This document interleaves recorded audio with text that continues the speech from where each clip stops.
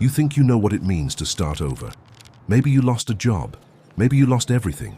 Maybe you sat at the bottom of something dark and told yourself that one day, somehow, you would claw your way back to the surface. Maybe you even believed it. Meet Marcus Aulo. He lost more than a job. He lost his name, his family, his right to exist as a free man. Sold at 14 to pay a dead father's debts, he spent 20 years learning one lesson that the Roman Empire teaches better than anything else: that the difference between a slave and a soldier is thinner than the edge of a blade. That freedom, when it finally comes, does not arrive with fanfare. It arrives quietly, in the form of a contract that trades one kind of ownership for another. This is his story, and for the next few minutes, it is yours. The year is 96 AD. You are Marcus Aulo, 35 years old, standing in a recruitment line outside the fortress walls of a Roman legion camp somewhere in the province of Germania. The morning air is cold enough to see your breath. The man beside you is 18 and still has the look of someone who thinks this is going to be an adventure. The man behind you is missing 2 fingers on his left hand and lied about it on the intake form. You are all here for the same reason.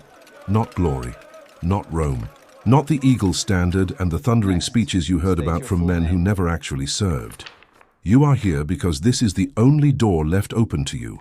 Your former master granted you manumission 6 months ago. A formal legal ceremony, witnessed, documented, stamped with the right seals. You are technically free. Technically.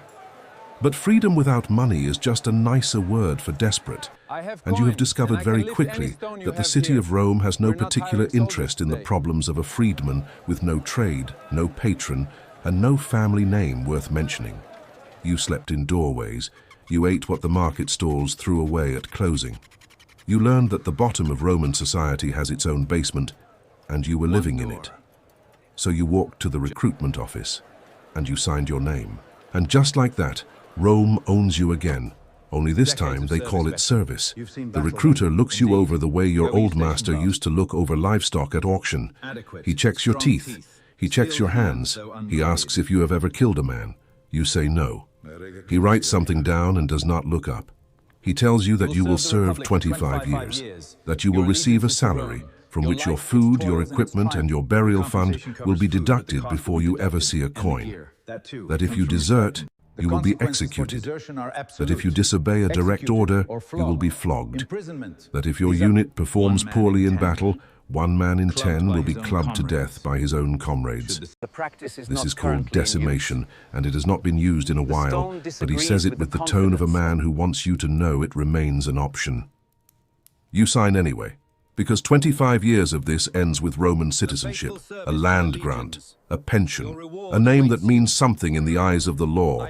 For a man who had his name taken at 14, that is not a small thing. That is everything. Welcome to the Legion, Marcus Aulo.